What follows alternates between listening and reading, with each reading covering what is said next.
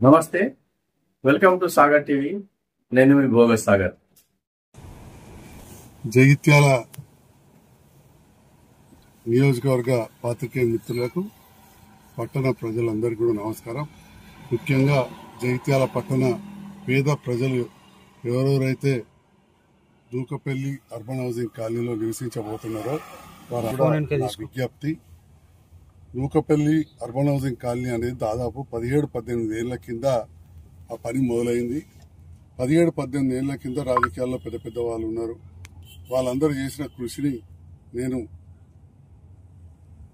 అభినందిస్తూ, at the same time రకరకాల కారణాలు కావచ్చు, రాజకీయాల కారణాలు కావచ్చు, ఇంకేదైనా కావచ్చు, నేను అప్పుడు రాజకీయాల్లో లేను, అక్కడ పనులు ఆగిపోయినాయి.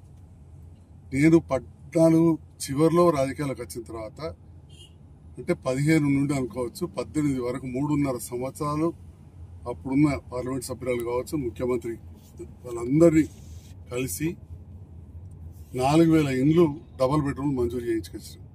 వచ్చిన తర్వాత కాంట్రాక్టర్ వచ్చిండ్రు, ఫౌండేషన్ స్టోన్ వేసిండ్రు.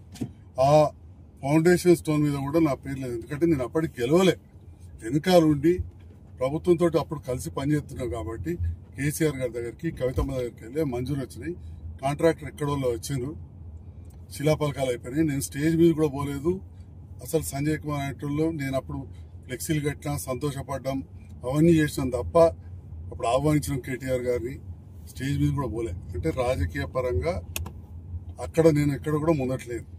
అధికారికంగా ఎవరెవరు ఉన్నారో అక్కడ ఉన్న శిలాపలకాలు కలుపుతారో అప్పుడున్న ఎమ్మెల్యే పెద్దలు, అదేవిధంగా అప్పుడు మున్సిపల్ చైర్మన్ వేరే వారందరూ కూడా ఉండిరి శిలాపలకాలు. తర్వాత 18 చివరిలో నన్ను మరి ప్రజలు ఆశీర్వదించి గెలిపించారు. అంటే దాదాపు 19. కాంట్రాక్టర్ అక్కడికి రాలేదు, ఎవరు కూడా పట్టించుకోలేదు, పనులు జరగలేదు. అటువంటి సందర్భంలో నేను చాలా మంది అధికారులతోటి, కాంట్రాక్టర్లతో మాట్లాడి, అప్పుడున్న ఇండ్ల మంత్రి ప్రశాంత్ రెడ్డి గారితో మాట్లాడి ఒప్పించి మెప్పించి అక్కడ కాంట్రాక్టర్ని తీసుకొచ్చి 4000 ఇళ్ళు నిర్మాణం చేయడంలో, ఎట్లయితే ఇప్పుడు అందరు రాజకీయ నాయకులు మా హయాంలో అయినాయని చెప్పుకుంటారు, మేము కాలేజ్ చేసామంటారు, ఇంకేదో చేయటం తెచ్చినామంటారు. అట్లా నేను ఎమ్మెల్యే అయినాక అయినాయి కాబట్టి నేను చేసినా అని చెప్పి నేను భావించుకుంటున్నా. నా వల్ల కూడా జరిగిందని. మరి ఈనాడు ప్రజలు నన్ను గుర్తించి మళ్ళీ నన్ను గెలిపించిన సందర్భంలో మరి అక్కడ అన్ని వేల ఇండ్లు కంప్లీట్ అయ్యి, కరెంటు లేవు, నీళ్లు లేవు. నేను అంత కొడితే అప్పుడు ఎమ్మెల్యేగా 5 ఏళ్ళు ఉండేటి.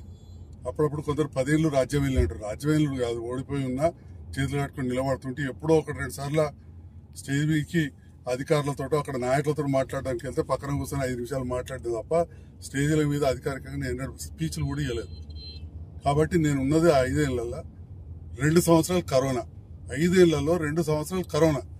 అటువంటి సందర్భంలో పూర్తయినాయి. మౌలిక వసతులు లేకుండా, అంటే వాటికి నీళ్లు లేవు, కరెంటు లేదు, ఓ సెప్టిక్ ట్యాంక్ లేదు, పైకానకు సగపోతే బయటకు పోయేందుకు.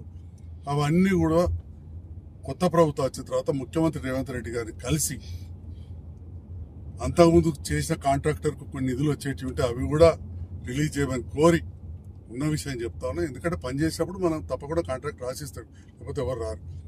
చేసి ఆ నిధులు కూడా ఈ ప్రభుత్వం వచ్చిన తర్వాత మంజూరు చేయించుకొని మొన్న 34 కోట్ల రూపాయలు తీసుకొచ్చి సరస్వతి టెంపుల్ మీద 14 లక్షల లీటర్ల ట్యాంకు కట్టాం.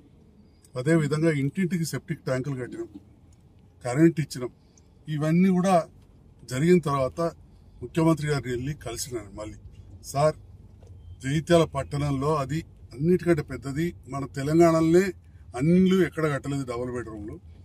కానీ అక్కడ ఒక స్కూల్ లేదు, దవాఖాన లేదు, రోడ్లు లేవు, కరెంటు లేదు, పోలీస్ స్టేషన్, ఇట్లా చాలా ఒక పట్టణానికి అవసరం ఉండే అన్ని కావాలంటే రాష్ట్రంలో 141 మున్సిపాలిటీలు ఉంటే ఇట్లా కొత్తగా నూకపల్లి కలిపిన వాటిల్లో ఇలాగా వేరే గ్రామాలు కలిపితే వరంగల్ జిల్లాలో 1, రంగారెడ్డి జిల్లాలో 1 ఇస్తూ మన మొత్తం ఉత్తర తెలంగాణలో జగిత్యాల మున్సిపాలిటీకి 20 కోట్ల రూపాయలు ఇచ్చారు ముఖ్యమంత్రి గారు.